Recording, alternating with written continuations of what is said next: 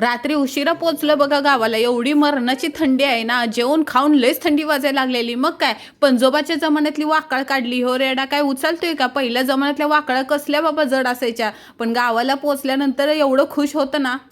Yo my dumpling dumpling हणी Wani, yo my पंपलिंग पंपलिंग. अहो थंडीमुळे असलं घुरमाळून झोपलेलं ना, जी ताणून दिलेली ना ती डायरेक्ट सकाळी झोप उघडली बघा. बाहेर येतोय तर काय, अंगणात बारक्या सासून मोठ्या सासून चांगली शेकोटी पेटवलेली. सोबत गण्या पण होता. आज वांग्याच्या भरत्याचा बेत दिसतोय. चांगलं वांग बघा शेकोटीवर शेकून काढलं. काय सकाळचं वातावरण दिसत होतं. अहो घंटीचा आवाज आला. आंघोळ विंगोळ करून सासूबाईने चांगली देवपूजा घेतली. व्हिडिओ काढणार म्हटल्यावर चांगलाच पदर घेतला बघा.